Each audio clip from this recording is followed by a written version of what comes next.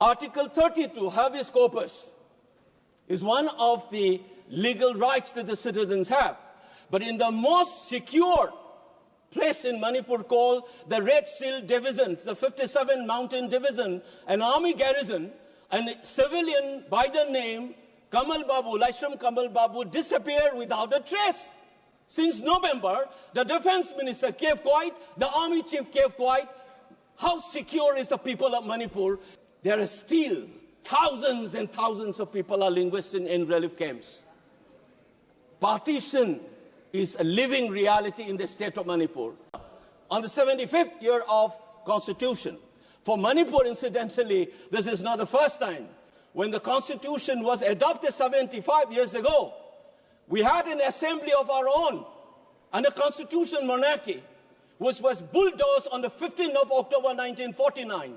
That insult should have been bygone be the bygone, and we should be looking forward.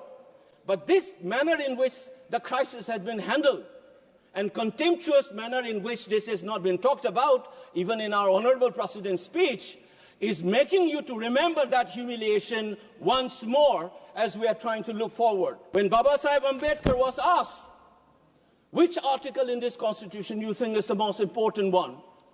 Thank you, Madam Chairperson, for the time and allowing me to take part in this discussion on the Honorable President's address in this House. I was expecting the President's speech to mention something on Manipur, very honestly speaking, because I thought that the government will outline through her speech on the steps being taken by the Government of India to deal with the issues and this tragedy that we have been witnessing in my home state. But call it arrogance or a reflection of a peculiar form of Rashtra Chetna followed by the ruling party, they have chosen to remain silent and in an effort to make the crisis invisible to the rest of the country as well as the globe. So I expect Madam Chairpersons to give me a little more time than the usual so that I can register the pain and anguish of the people of my state in particular and those fellow countrymen who are worried about the happenings in my home state. It's my sincere appeal to you. Please do give me some extra time. In our President's speech, it says that the government is trying to take along all these people, an inclusive and all-encompassing approach based on the principle enshrined in the Constitution. But the fact of the matter is, this government and their ideological moorings clearly does not believe in inclusive politics. I say this for one reason, not only for what has happened vis-à-vis with the Manipur crisis and the manner in which the Government of India has responded, but also generally the manner in which they have tinkered the constitutional principles and the manner in which they have imagined this nation to be. Their attitude and response to Manipur is nothing but a specific form of reflection of their general conception of what this nation is all about. Let me start with a particular tinkering that this government has done, which we don't see. Baba Sahib Ambedkar said we have this document now, but how we inject flesh and blood to the soul to this document is what matters through our practice. What has been happening since the last 10 years? Like all liberal constitutions, we have this beautiful phrase in our preamble called "We the People." And this "We the People" is, like all liberal constitutions, conceptualize the population, the nation as a stratified population. But this government is pushing for a kind of an imagination of a nation which is cultural and organic in nature. When the Prime Minister took over in 2014, he has said on many occasions across many platforms in the West, in UK, UAE, Netherlands, or in various meetings in this country, he invoked a very familiar phrase that we have seen in the Nazi Germany's in 1920s and 1930s, Blut und Boden, blood and the soil. He said in his speech in Wembley, as well as in Netherlands or UAE or in my part of the world in Silchar, he says whether one should be giving emphasis on the color of the passport or the color of the blood or in our relation to the soil. These invocations of the blood and the soil is what the Nazis have shouted in the 1920s and 1930s. It is these conceptions of the people of this country leads to various exclusions. So there's no surprise that today we have a party which swear by nationalist ethos and you have none of the members from the Muslim communities, which constitute 15% of the population. That is the reflection of that imagination of the nation. It is a similar kind of an exclusion that you have continued through your response to the crisis in Manipur. Allow me to cite 4 specific issues that tells you that the crisis in Manipur is not an isolated issue. Its gravity is such that it is a national crisis. Allow me to explain on 4 specific ways. Under the Indian Constitution, we have a state government and assembly, which has been reduced to a farce. We had the shortest assembly session in 2023 in August, which barely lasted less than half an hour. Instead of discussing on the crisis, the assembly was cut short. The government of Manipur openly claims that its power has been stripped by the union government. We don't know who is in charge of the state of Manipur. The leaders of the government in the state says that the police did not report to the Honorable CM and the Home Minister, to whom they are reporting then.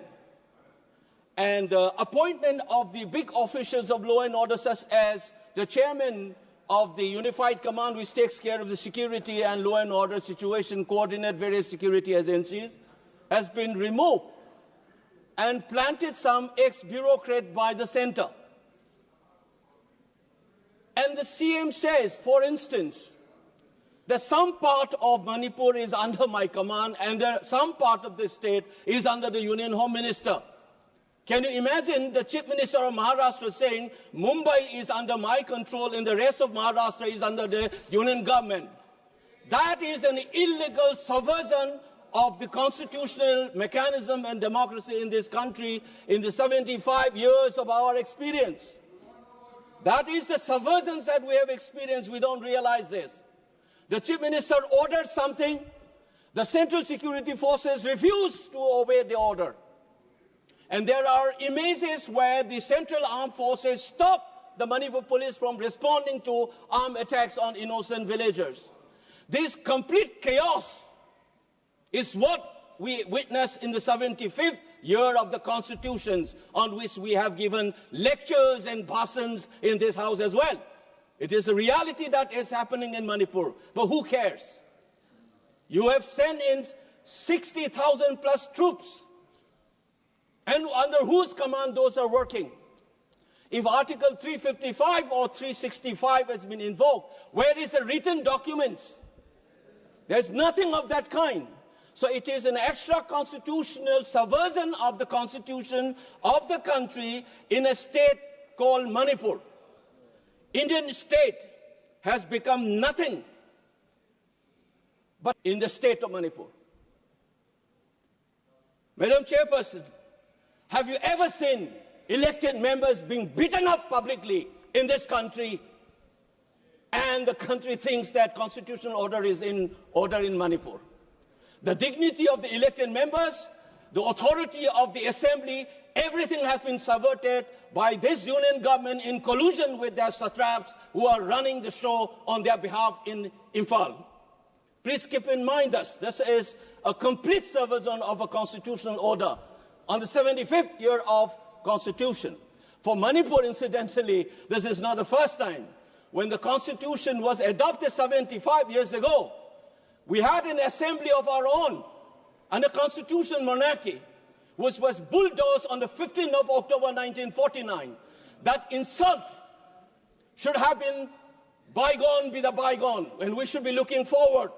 But this manner in which the crisis has been handled, and contemptuous manner in which this has not been talked about, even in our Honorable President's speech, is making you to remember that humiliation once more as we are trying to look forward. This is the most saddening and unfortunate part as we celebrate the Constitution's 75th year. Second example, when Baba Sahib Ambedkar was asked, which article in this Constitution you think is the most important one? He points out Article 32 and said this is the soul and the heart of the Constitution. In Manipur, you have a main. Please, madam, I have seen people getting more time. Please allow me to finish at least. Give me 2-3 more minutes. Article 32, habeas corpus, is one of the legal rights that the citizens have. But in the most secure place in Manipur called the Red Seal Divisions, the 57 Mountain Division, an army garrison, a civilian by the name Kamal Babu, Laishram Kamal Babu, disappeared without a trace. Since November, the defense minister kept quiet, the army chief kept quiet. How secure is the people of Manipur, even when you are not secure in the military garrisons? The biggest army headquarters in the state of Manipur, the 57 Mountain Division. Who will answer this? I'm elected by my people, and I'm supposed to voice in this house as a part of a democratic culture, as a part of a constitutional scheme of things. Now, how do I speak? People have been killed, children, women have been assaulted. But we have seen hostage taking. Women and children were not only being taken hostage, they were killed in cold-blooded in the most gruesome manner. In Jiribam, including an 8-month-old infant. It's a post-mortem report. It's a chilling reminder. There have been people killed in gruesome manners throughout this 21-month-old crisis. But never has this kind of a hostage taking and killing has happened. Now look at this. I am, as an MP, cannot go to some part of Manipur. Where is Article 90 free movement? People are not able to go. The Chief Minister himself cannot go to certain places. Some MLAs belonging to a tribal groups cannot come and attend the assemblies. And we think Article 19 is working in the state of Manipur, and we are celebrating 75th year of the Constitution. Where is Article 19? Madam Chairperson, there are still thousands and thousands of people are linguists in relief camps. Partition is a living reality in the state of Manipur, and we think the constitutional order is intact in the state of Manipur. Third point, very unfortunately, I have been hearing our ministers and leaders saying that Kukis and Meiteis should talk to each other. Have you ever heard when the communal violence happens, Hindus and Muslims should talk to each other? It is the absorbing of the responsibility of the state. First, you should rein in the violence. The authority of the Indian state has been challenged by armed groups. Many of them have been propped up by the Indian security agencies, as many observers have pointed out. Many of these Kuki armed groups under the SU, they have been propped up by Indian security forces, and unfortunately on media you see BJP entering into an understanding with them for them to get help to win elections. Now they are playing havoc. They are running wild. Similarly, in the valley areas, there are armed groups which is reportedly nurtured by political leadership from your party. And this is where you wanted to keep silent. You don't want the rest of the country to know about this. And insist as if, like the Britishers had done, Hindus and Muslim conflict in India is a product of a colonial process. It is not inherent in our country. That's many scholars have written. You do not essentialize this conflict. This is a part of a colonial state process. Unfortunately, while still talking about decolonizations and trying to change a law created by the British, we are talking like the Britishers, saying that this is an essential conflict between the Hindu, just like the Britishers have done, as if the Kukis and the Meiteis have an essentialized conflict. It is a product of a state process. We need to decolonize our mind. Lastly, but not the least, Madam Chairperson, we talk about Viksit Bharat and progress and development. I must inform the House that the highest inflation rate in the country today is the state of Manipur. All the small-scale, medium, micro entrepreneurs have shut down. We're losing investment. People are losing jobs. And the unemployment rate, Manipur is among the top 5 in this country. We talk about the eastern state. Many of the eastern states, including Andaman, is in the list of the top 10 most unemployed people in this country. You are not talking about this economic development, this crisis. There is no relief, tax or otherwise. You are trying to push it under the carpet as if nothing has happened. Despite all this thing, Madam Chairperson, you know what happened. People are not able to travel because of this communal violence. And the flight fare is soaring to the sky. It is looting the tragedy-stricken people. A flight fare from Delhi to Kolkata is around 6,000, which is 2.5 hours journey. But the flight from Imphal to Kolkata is around 14,000, double the amount which has been going on for the last 20 months. Government of India is not interested in that. So what has been happening, you think that we are talking about Manipur as if it is an exception. I want to end with this remark. The Danish philosophers have reminded us.